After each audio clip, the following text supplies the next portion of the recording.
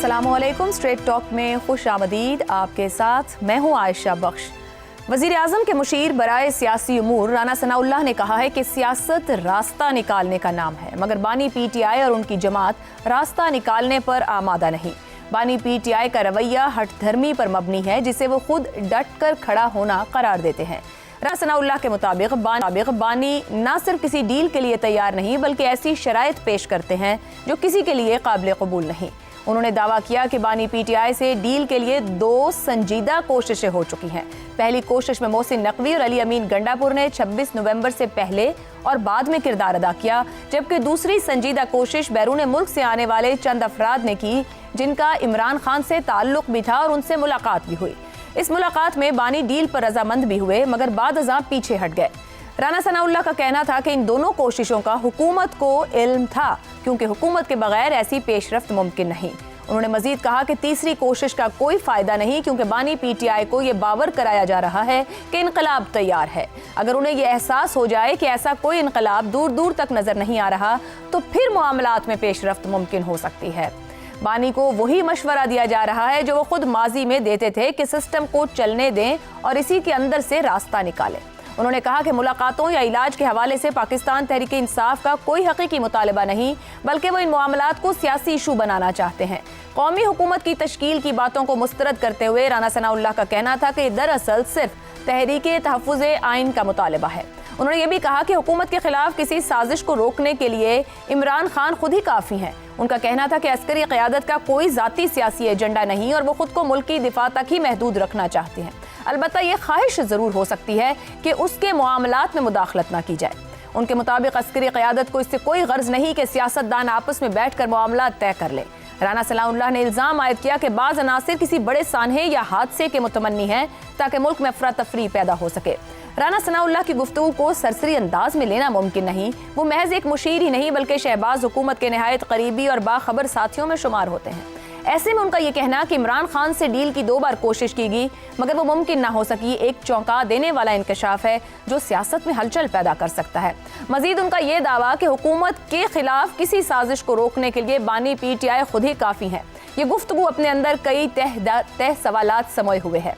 क्या ये दरअसल इसराफ नहीं कि मुक़्तदरा से PTI के इख्तिलाफात ही इस हुकूमत की असल लाइफ लाइन है? इसी पूरे बयान का जरा एनालिसिस करेंगे कि क्या कुछ हुकूमत कह रही है, अपनी कही बातों पर आज कोई और बयानियां बनाने की कोशिश कर रही है। पैनल में हमारे साथ हैं शहजाद चौधरी, जैगम खान, रजा रूमी और आमिर अहमद खान साहब। प्रोग्राम का सवाल आप सभी के लिए। 2 बार डील की कोशिशें हुई, बानी PTI हठ धर्मी पर कायम राना सनाउल्लाह। क्या ये इंकशाफ इमरान की सियासत को तनहा दिखाने की कोशिश या महवर तस्लीम करने का एतराफ़? जैगम साहब, हुकूमत तो कहा करती थी कि कुछ डील है ना ढील है, एक वजीर एक बात, मगर जो कुछ राना सनाउल्लाह ने कह दिया है, ये तो बहुत से इंकशाफात हैं खुद हुकूमत की जानिब से कि कोशिशें हुई मगर नाकामी रही, हठ धर्मी भी कह रहे हैं, और फिर सियासी तौर पर जो एक अदम एतमाद है उसकी जिम्मेदारी भी दूसरी तरफ डाल रहे हैं। आप कैसे राना सनाउल्लाह के इस इंकशाफ को या स्टेटमेंट को देखेंगे? एक तो मुझे राना सनाउल्लाह पे बड़ी हैरत हो रही है। वो कहते हैं कि इमरान खान की शराइत हुकूमत पूरी नहीं कर सकती। अब मुर्शिद ने ऐसी कौन सी बड़ी बात कर दी है जो हुकूमत पूरी नहीं कर सकती? वो ये कह रहे हैं कि हुकूमत मेरे हवाले करो और तुम लोग गायब हो जाओ। अब इतनी आसान सी बात है, वो सारा बुझाने को तैयार है। जिस वक्त हुकूमत ने बुठाया हुआ है इतने मुश्किल हालात का, इतना बड़ा उम्मत का लीडर अपने सारा वज़न हुकूमत का उठाने को तैयार है और ये देने को तैयार नहीं है। और राना साहब कहते हैं कि हमें पता था।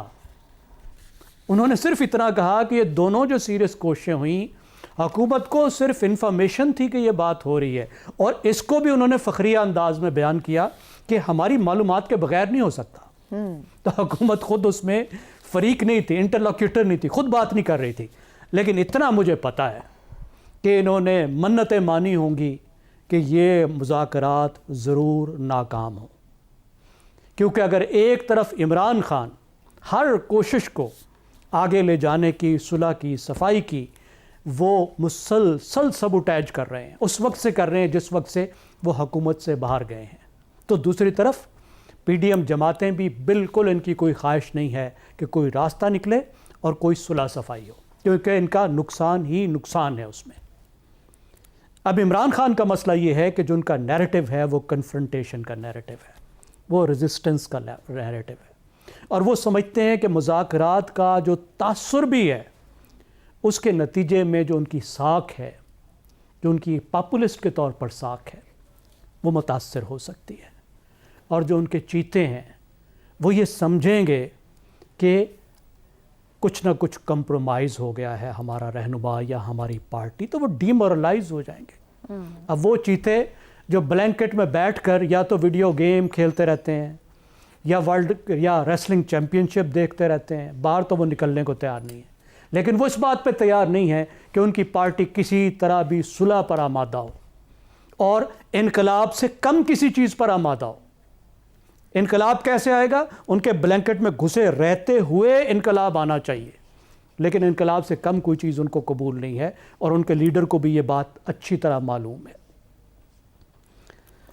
अब आप ये देखिए कि अप्रैल 2022 में जब इमरान खान को निकाला गया तो उसके बाद इमरान खान की अपनी शराइत के ऊपर उनको ऑफर्स की गई, उनको इलेक्शन देने का वादा किया गया चंद हफ्तों के अंदर अंदर, और इमरान खान ने ऐसी सख्त शराइत रखी और ये कोशिश की कि उल्टा हुकूमत को ह्यूमिलिएट भी करे, ना सिर्फ हुकूमत बाहर जाए बल्कि ये बात तय हो कि इमरान खान ने उनको धक्का देकर निकाला है, वो खुद से नहीं गए, उन्हें मजबूर कर दिया कि वो टिके रहें और अगले इलेक्शन तक टिके रहें। 2024 तक उन्होंने फ़ैसला किया कि हम रुके रहेंगे, और उसका नतीजा ये हुआ कि इस दरमियान में 9 मई का वाक़या हो गया। अब 9 मई के बाद जो है वो गेम पलट गई है। 9 मई के बाद जो कुछ उनको अवेलेबल है वो ऐसा नहीं है कि जिसको वो खुशी खुशी कबूल कर सकें। उनको अगर कोई ऑफ़र्स भी हुई हैं तो वो यही हुई हैं कि जनाब आप ये तमाम शोर फसाद बंद करें, दंगा फसाद बंद करें, अपने सोशल मीडिया को चुप करें, खामोश हो जाएं, कोई तहरीक को भूल जाएं, अगले इलेक्शन तक इंतजार करें। ज़ैगम साहब, मुख्तसरन मुझे कहिए, आपकी गुफ्तगू ये कह रही है कि इमरान खान अपने नज़रिए पे डटे हुए हैं कि मुज़ाहिमत के मामले पे खड़े हैं। हुकूमत कहती थी हमने कोई डील ऑफर नहीं की, मगर आज वो तस्लीम कर गए हैं कि 2 डील्स मैच्योर करने की कोशिश की गई। आपके ख्याल में किसकी सियासी साख को कोई असर होगा या किसी साख को कोई असर नहीं होगा? देखिए, उन्होंने वाज़े तौर पर जो अपनी गुफ्तगू उसमें कह दिया कि उन्होंने ऑफ़र नहीं की, ऑफ़र किसी और ने की है, और जो डील की बात हो रही थी वो भी उनसे नहीं हो रही थी। उन्होंने हुकूमत के बारे में सिर्फ इतना कहा है कि ये बात हुकूमत के इल्म में थी, और हुकूमत के इल्म के बगैर, या इशारा था उनका कि हुकूमत की रजामंदी के बगैर आगे नहीं जा सकता, लेकिन ये करना किसी और ने था। जिसका मतलब ये निकलता है कि ये बात ज़्यादा संजीदा थी, बात उनसे हो रही थी जिनसे इमरान खान बात करना चाहते हैं। इसका मतलब एक बड़ी अपॉर्चुनिटी अवेलेबल थी पीटीआई के पास। और आप देखिए कि 26 से पहले की हम बात कर रहे हैं, जब बात ये की जा रही थी कि आप इस्लामाबाद से बाहर रुक जाएं, इस्लामाबाद के अंदर ना आए, ठीक हो गया, और उस पर डील हो रही थी। यानी आपको करना यह होता है एक अच्छे फाइटर के तौर पर कि आप अपने हथियार भी बचा के रखते हैं। अगर उस वक्त वो पलट जाते, जो उनका खतरा था, जो और अपनी कमिटमेंट भी रखना होती है, वहां से बात भी दुरुस्त हो गया यकीनन। शहजाद चौधरी साहब, क्या राना सनाउल्लाह सियासी हिकमत अमली के तहत इमरान खान को एक सर्टिफाइड मुजाहिमती बनाकर पेश कर रहे हैं, कोशिश कर रहे हैं, तो क्यों? क्या ये कोई पॉलिटिकल स्ट्रेटेजी है? अच्छा, जो कुछ ज़ैगम साहब ने कहा, बड़ी उसमें बहुत हद तक उनका एक एनालिसिस सच्चाई की तरफ है, लेकिन मेरा ख्याल है, मेरा फ़र्ज़ है कि मैं दूसरा पहलू भी आपके सामने रखूं, कम से कम अपने देखने सुनने वालों के लिए। एक तो राना साहब की तारीफ बनती है कि वो सच को ज़्यादा देर छुपा नहीं सकते। वो सियासतदान है, लेकिन और सियासतदान का कमाल ये होता है कि वो सच थोड़ा जेब में डाल के रखता है। लेकिन मेरा ख्याल है राना साहब जब बात करते हैं, बात ऐसी कर जाते हैं और कर देते हैं जो कि बहुत सारी चीज़ों में पर्दा हटाती है। एक चीज़ उन्होंने नहीं बताई को, कि जो डील ऑफर कर रहे थे, यानी जो भी कोई डील दे रहा था, ये दे रहे थे या कोई और दे रहा था, वो डील क्या थी? यानी इमरान खान की तो अपनी तो कुछ उसकी है, जो उसने अपनी रिक्वायरमेंट्स रखी हैं, जो अपने कुछ पॉइंट्स रखे हैं, लेकिन ये लोग क्या दूसरी तरफ क्या डील दे रही थी, ये कभी सामने वाजे हो जाए तो बहुत आसानी हो जाएगी समझने में कि क्या वो डील एक्सेप्टेबल थी, और ना एक्सेप्ट करना उसको इमरान खान के लिए बेवकूफ़ी थी, या ये कि वो उसको जो दिया जा रहा था वो उसके अपने जो जो जो नुकात हैं उसके मुताबिक नहीं था या काफ़ी नहीं था। दूसरी बात, अगर ये बात है कि हम डील देने के बिल्कुल उसके करीब थे, तो एक चीज और तय कर लेनी चाहिए कि क्या वो मुजरिम है इमरान खान या सियासी मुजरिम है, क्योंकि मुजरिम को तो डील नहीं दी जा सकती, लेकिन सियासी मुजरिम को डील दी जा सकती है। तो ये दो चीजें राना सनाउल्लाह साहब की बात से मैंने अखज़ कर बैठा और कर चुका कि ये दो एस्पेक्ट्स बड़े वाज़ेह होकर सामने आ गए कि इमरान खान के मुजरिम होने के अंदर कुछ सवालात ऐसे हैं, क्योंकि इसीलिए डील दी जाती है ना कि आप डील लीजिए और कुछ आप ये आसानी कर देंगे। तीसरी बात, इमरान खान अगर डील करना चाहेगा, और डील क्या होगी, वो डील होगी या अपनी रिक्वायरमेंट जो अपनी ज़रूरियात हैं या अपने अहदाफ हैं उनको हासिल करेगा। उसके लिए डील वही है जो वो हासिल करना चाहता है। वो जब तक नहीं मिलेगा, उसने फैसला कर लिया मैं जेल में ही बैठा हूँ। हाँ, मतलब सेहत के मामलात आगे पीछे ये जो टाइम गुजरा है, मेरा ख्याल है इसके लिए भी कितनी आसानी से वो मानेगा नहीं कि उठ के उसको अस्पताल में या 2 हफ्तों के लिए किसी तरीके से डाल दिया जाए, भले जितना मर्जी बाहर शोर होता रहे। वो मेरा ख्याल है जेल में है, और जेल में इसी मकसद क्या है कि या मेरी बात मानोगे या मैं आपको अपने आप को मनवा के जाऊंगा, चाहे जो भी उसका हाल होता है, कि ये मैं खड़ा रहा अपने उस नुक्ते पे जो कि जिसके तहत वो पहले जेल में गया था या जिसका वो मुकाबला कर रहा। चौथी बात, क्या वो तन्हा है, क्या इसको साबित करने की कोशिश की जा रही। देखिए, तन्हा तो होगा अगर वो निजाम के खिलाफ खड़ा है या निजाम उसके खिलाफ है, दोनों सूरतों में वो तन्हा होगा। तो अगर ऐसा तन्हा आदमी है जो कि अपने नुकात पे खड़ा है, अपने असूल पे खड़ा है, अपनी बात पे खड़ा है, तो फिर तो कल वाली जो बात हो रही थी हमारे प्रोग्राम में कि एक ट्राइबल सरदार हैं और एक डेमीगॉड हैं, दोनों ने कुछ ना कुछ साबित करना होता है, और ये वो जो माचोइज्म है उसका हिस्सा या अपनी सेल्फ असेसमेंट का एक वो है। अच्छा, अब सवाल ये पैदा होता है कि इसकी रिक्वायरमेंट्स क्या है इमरान खान की। वो कहता है कि इलेक्शन दोबारा कराओ, मैंडेट सही आदमी को मिलना चाहिए, जो भी मैंडेट हो। क्या हुकूमत इस चीज के लिए तैयार है, या इससे शॉर्ट भी पीटीआई कुछ मानने को तैयार है? मुझे यूं लगता है कि पीटीआई को देने के लिए इन लोगों के पास कुछ भी नहीं रह गया है, ही कुछ नहीं। तो शहजाद साहब, ये जो राना सना फिर कहते हैं कि तीसरी कोशिश बेसूद और बेकार है, मतलब है नहीं, वो मायूसी का ऐलान है या दबाव बढ़ाने की कोशिश है? सुन लेना आप, मैं आपको बता देता हूं कि इनका क्या इंटरेस्ट हो सकता है। हर जो डील है उसके अंदर फायदा गवर्नमेंट का। आप क्या मनवा रहे हैं? आप मनवा रहे हैं खामोश होकर बैठ जाओ, 2029 तक खामोश बैठो, हम तुम्हें जेल से बनी काला भेज देंगे, ये तुम ये नहीं करोगे। वो छोटी मोटी बातें हैं, लेकिन इलेक्शंस नहीं छेड़े जाएंगे, जो हुकूमत का निजाम है इसको नहीं छेड़ा। ये वो चीजें हैं जिनके खिलाफ वो इमरान खान लेके इसे खड़े। तो मैं दोनों साइडों को सामने बता रहा हूं कि दोनों की जो चीजें हैं वो दोनों कॉम्प्रोमाइज करने के लिए तैयार नहीं। तो जब आप दोनों साइड्स पे कॉम्प्रोमाइज करने के लिए तैयार नहीं होते, तो फिर जो सिचुएशन है ऐसी ही रहेगी। अब देखना ही है, जैसा मैंने पहले भी एक मरतबा कहा था कि इमरान खान किस हद तक या कितनी दूर तक जा सकते हैं या जाते हैं। ये हुकूमत तो अपनी जगह छोड़ने के लिए तैयार नहीं है, जो उनको मिल गया है ये चाहते हैं पकड़ कर। क्या इसका मतलब है कि हल है या नहीं है? हल है। आपने बड़ा अच्छा इशारा दिया है कौमी हुकूमत का, ठीक है, आपने बहुत अच्छा इशारा। अगर सियासतदान इंक्लूडिंग इमरान खान हल करना चाहे मसलों को, पाकिस्तान के सियासी प्रॉब्लम्स को, तो ये रास्ता अवेलेबल है, जहां पर कुछ देर के लिए जो पीरियड रह गया है एक कौमी हुकूमत की तश्कील करके सबको मिला के इस मुश्किल वक्त से गुजरा जाए। इलेक्शन 2029 में ही हो भले, ठीक, लेकिन उस वक्त तक सबको लेके चलो और फिर इलेक्शन करवाओ, और फिर जिसका हक बनता है उसको दो। तो मेरा ख्याल है कि आपका क्या सवाल था कि क्या करना चाहिए उसको, कि महवर तस्लीम करने का इतराफ है, तनहा दिखाने का इतराफ है? नहीं, अपनी कमजोरियों का इतराफ, अपनी कमजोरियों का इतराफ है। दुरुस्त हो गया। आमिर अहमद खान साहब, खुद राना सनाउल्लाह इस बात का इतराफ कर रहे हैं कि हुकूमत के खिलाफ किसी भी साजिश को रोकने के लिए इमरान खान खुद ही काफ़ी हैं, यानी कि हुकूमत की कारकर्दगी, गवर्नेंस, अमन व अमान, सियासी इस्तेहकाम या फॉरेन पॉलिसी कुछ भी कामयाब हो, बेहतर हो, वो ज़रूरी नहीं है। पीटीआई और इस्टेब्लिशमेंट के दरमियान जो इख्तलाफ है ये इस हुकूमत की वाहिद लाइफ लाइन है। तो फिर हुकूमत तो नहीं चाहेगी ऐसे भी कौमी हुकूमत की बात हो या कोई मुज़ाकरात कामयाब हो जाए, हुकूमत की तो ख्वाहिश नहीं होगी फिर किसी भी मामले की। हुकूमत की ख्वाहिश होती ना अच्छा ये मामला हल करने का, तो मेरा ख्याल है कब तक का ये मामला कब तक हल हो चुका होता, कब का हल हो चुका होता।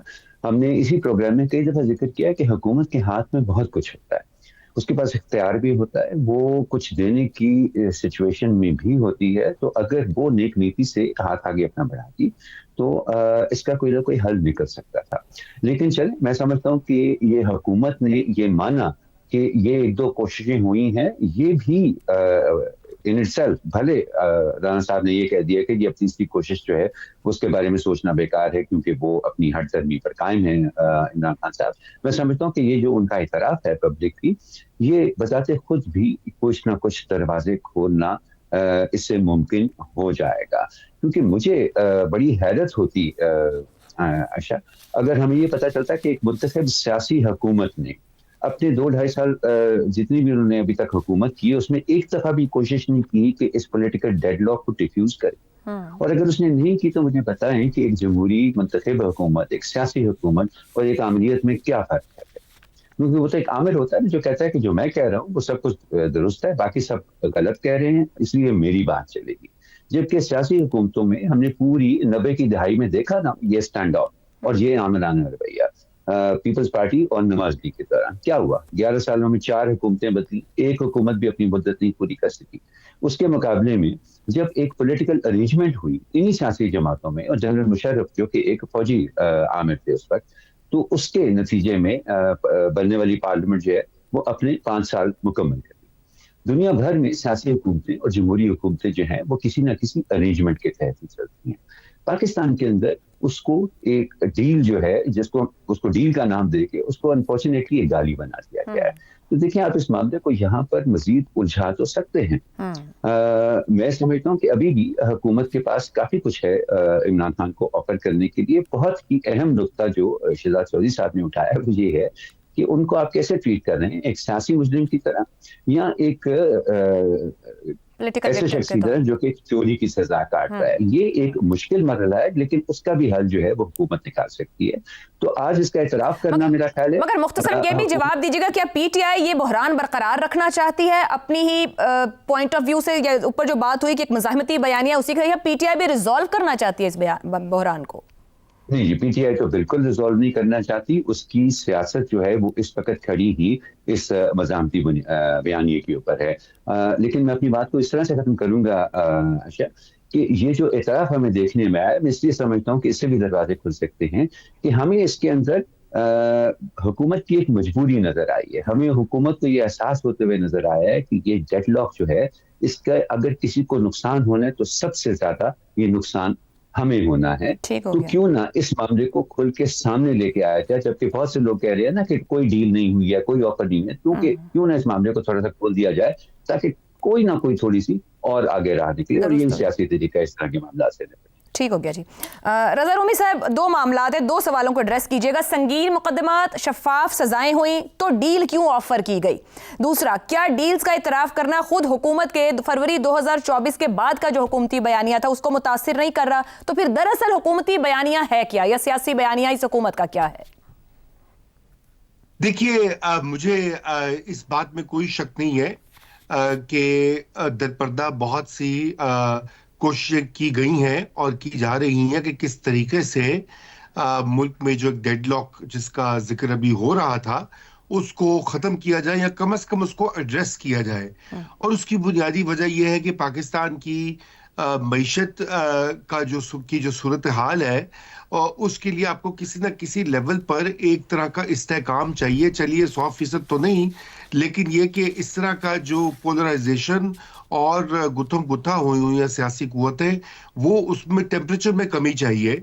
और थोड़ी सी जो बहुत सी अहम मुल्की मसाइल हैं मईशत के अलावा भी, मसलन दहशतगर्दी है या अफगानिस्तान की पॉलिसी क्या होनी है, उसके ऊपर भी एक कौमी इत्तफाक राय चाहिए, जिसके लिए पाकिस्तान तहरीक इंसाफ और उनके जो रहनुमा यानी कि वो पीटीआई तो है ही, इमरान खान साहब लाजिम व मलजूम है, उनके गिरदी पार्टी घूमती है, उनकी शमूलियत उस फैसला साजी में हो जाए, क्योंकि वो एक सूबा भी उनकी पार्टी के पास है।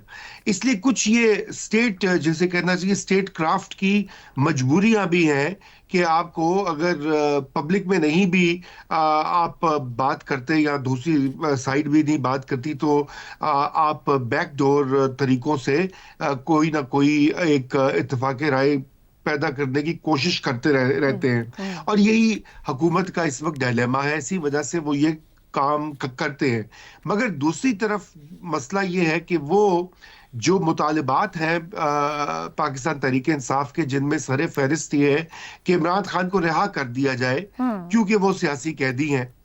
और लेकिन वो जो मामला है वो उस वक्त तक नहीं हो सकता जब तक कि कोई गारंटीज जो हैं वो गारंटीज मिलें पार्टी की तरफ से या किसी थर्ड पार्टी की तरफ से। जैसे कि माजी में हमने देखा कि जब नवाज शरीफ के ऊपर यही सूरत हाल से दरपेश थी, वो हुकूमत को, उस वक्त की हुकूमत को, जनरल मुशर्रफ के ज़माने में, तो फिर सऊदी अरेबिया एक गारंटर के तौर पर उभरा था और कोई मामला सेटल हो गया था।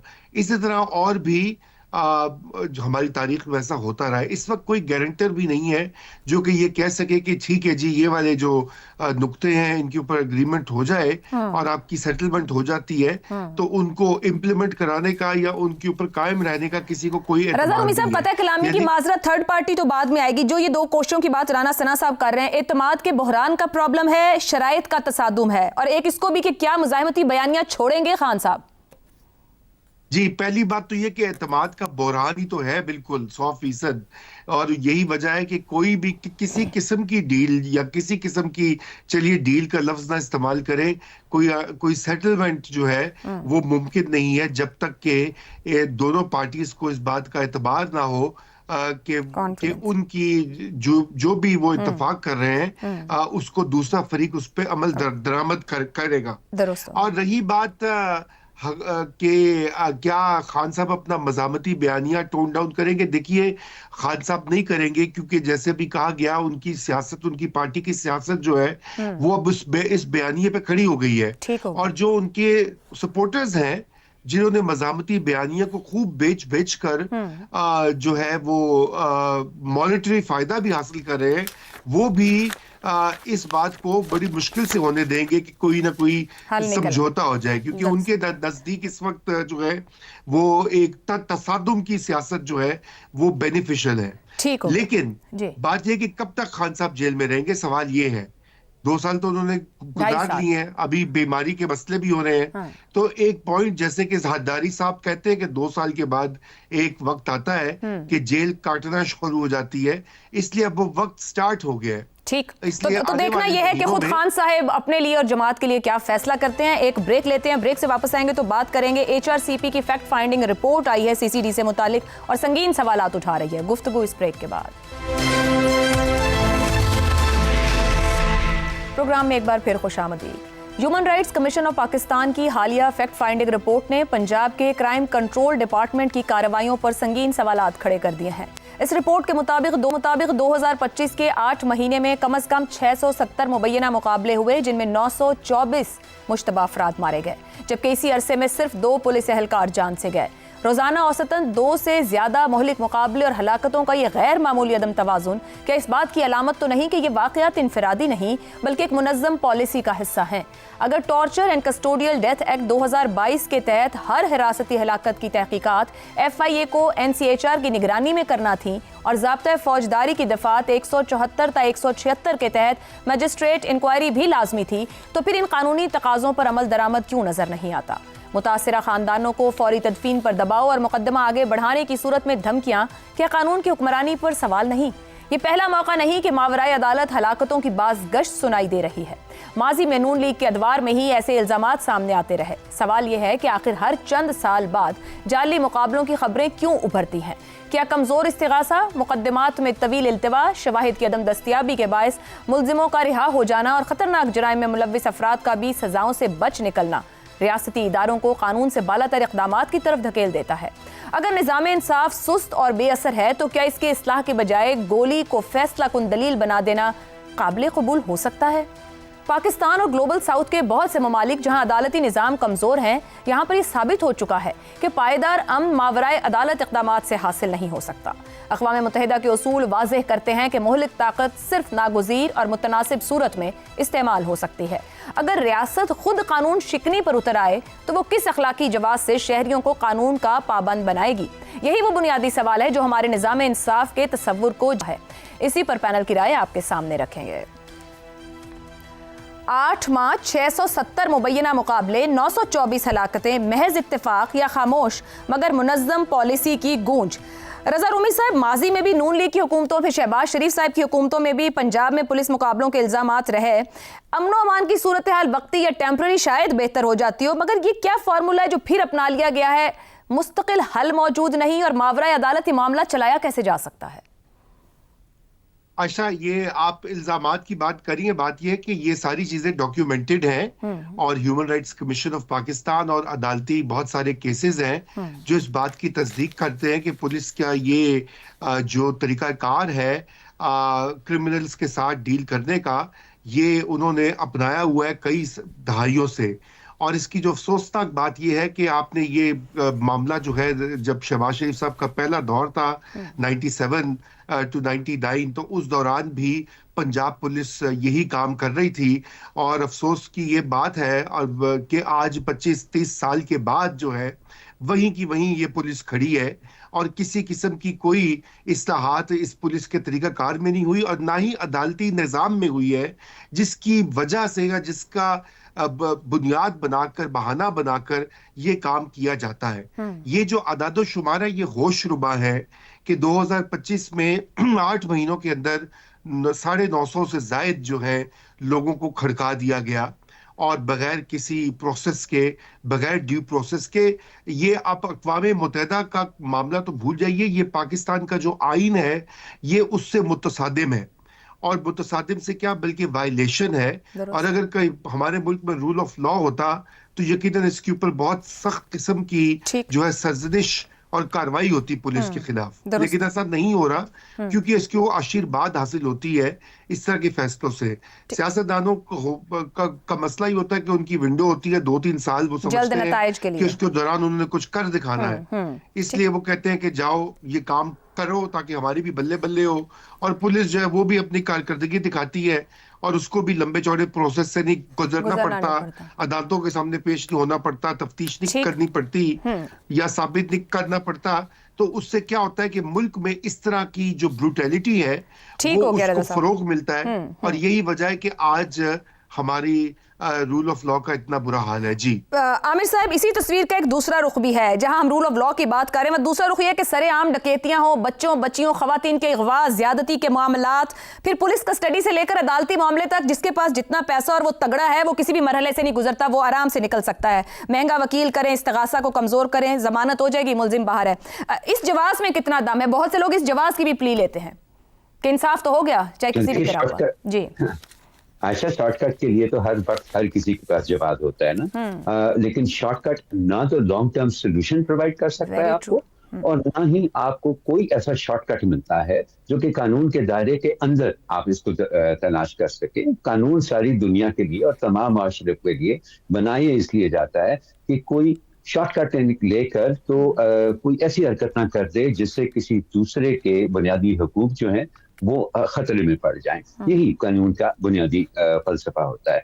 और ये जो शॉर्टकट देने की टेंडेंसी है ना कि ये बहुत सारी हुकूमतों में हमने देखी है, सिर्फ पाकिस्तान तक महदूद नहीं है।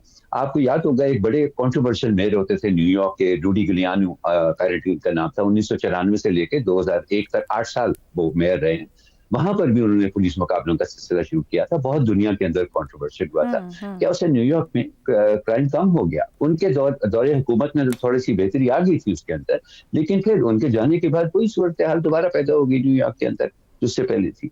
तो ये शॉर्टकट्स जो है ना, एक तो ये लॉन्ग टर्म सोल्यूशन नहीं देते, दूसरा ये एक बड़ी खतरनाक नफ्सियात को जन्म देते हैं। शायद इसका मैं खास तौर पर जिक्र करना चाहूंगा कि इस सारी रिपोर्ट के अंदर मेरे लिए सबसे ज्यादा इंसाइटफुल चीज थी वो लाइन थी जिसमें कहा गया था कि सीसीडी की बड़ी ख्वाहिश होती है कि इन पुलिस मुकाबलों की ज्यादा से ज्यादा तशहीर की जा सके। ये होती है गवर्नेंस बाय टेरर। आप माशरे के अंदर खौफ फैलाकर क्राइम को रोकने की कोशिश करते हैं, जो कि जिसका मतलब है कि आपका इरादा ही कोई नहीं कि कोई इंस्टीट्यूशनल रिफॉर्म जो है आपको वहां पर ना। ये बड़ी खतरनाक है। दुरुस्त हो गया जी। एक ब्रेक लेते हैं, ब्रेक के बाद गुफ्तगू आगे बढ़ाएंगे।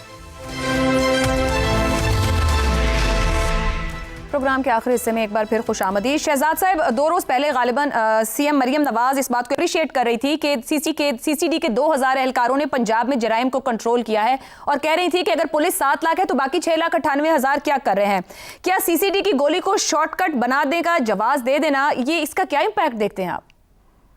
आयशा, इस तो अब ये फेबल्ड कहते हैं ना, जिसपे कहानियां बन चुकी, फिल्म बन चुकी, धुरंधर, जो कि हमारे इस कल्चर के ऊपर, पाकिस्तान के पुलिस के कल्चर के ऊपर बना है, चौधरी असलम और फिर लियारी गैंग और ये सब कुछ बन चुका। अब दुनिया इस पे फिल्में बना रही है, तो उसमें अगर थोड़ा सा अगर हमें ख्याल हो कि ये किस किस्म का हमारा इमेज आ रहा है, तो उससे ही कुछ सीख लेना चाहिए। दूसरी बात, मुझे हैरानगी इस बात पे है कि ये PMLN की दौरे हुकूमत में चीज़ें ज़्यादा होती हैं। खैर, उन्हीं का दौरे हुकूमत पंजाब में ज़्यादा है, और पंजाबी की हम बात कर रहे हैं।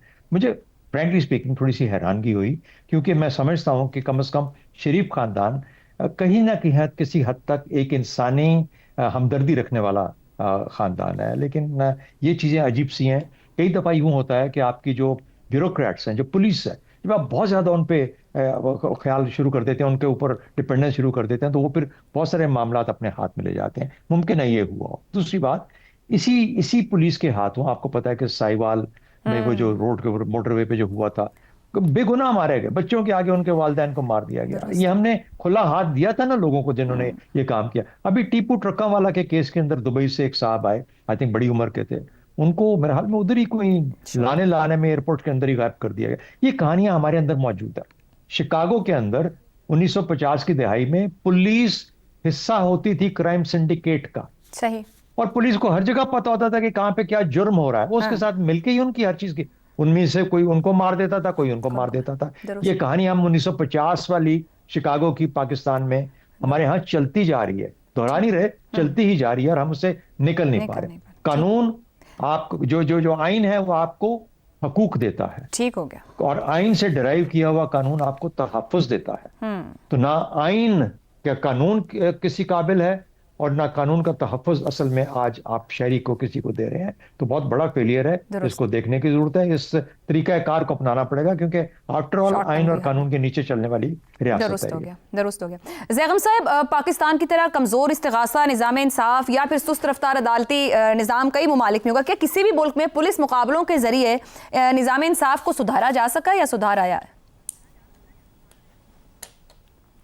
खौफ के ज़रिए से कभी निज़ाम इंसाफ को नहीं सुधारा जा सकता। पुलिस निज़ाम इंसाफ का एक हिस्सा होती है। लंदन में जहाँ मियाँ साहब की रिहाइशगाह है, एवनफील्ड हाउस, वहाँ से 500 मीटर के फासले पर एक चौक है। उस चौक का नाम है टाइबन ट्री। यहाँ पर 200 साल तक लंदन का फांसी घाट हुआ करता था। अब उसे ट्री क्यों कहते हैं? ट्री इसलिए कहते हैं कि उस फांसी घाट पे एक टाइम में 20-20, 24-24 आदमी ऐसे लटके होते थे जैसे दरख्त पे फल लटके होते हैं, इसलिए उसको टाइबन ट्री कहते थे। वहाँ पे क्या होता था, उस ज़माने में 220 जराइम ऐसे थे जिस पर सजाए मौत मिल सकती थी, जिसमें जेब काटना भी शामिल था। ऊपर जेब कुतरा लटक रहा होता था और नीचे मजमे में जेबें कट रही होती थी। यह है सख्त सज़ा की औकात, कि सख्त सज़ा से, विजिबल सज़ा से, लटकाने से, मारने से जराइम कंट्रोल नहीं होते। ठीक, यह है लेसन। जराइम कंट्रोल होते हैं रूल ऑफ लॉ से, इंसाफ कायम करने से। पंजाब में मसला है, आप रूल ऑफ लॉ कायम करें। HRCP की रिपोर्ट पढ़ें, वो आपको क्या बताती है, मैं सिर्फ गिनवा देता हूँ। वो कहती है कि आप लीगैलिटी कायम करें, आप ड्यू प्रोसेस को कायम करें, उसको देखें। जो तरीकाकार है गिरफ्तारी का, कैद का, ये ठीक नहीं है। आप शफाफियत लाएं, आप निगरानी और एहतसाब का एक निज़ाम लाएं, आप मेहनत करें। आप कोशिश कर रही हैं मरियम नवाज, नीयत अच्छी है, लेकिन उसके लिए तरीकाकार भी अच्छा होना चाहिए। अपने निज़ाम इंसाफ को मिसाली बनाए, जराइम कंट्रोल हो जाएंगे। ठीक हो गया, शुक्रिया। आज के लिए प्रोग्राम से इतना ही, इजाज़त दीजिए, अल्लाह हाफ़िज़।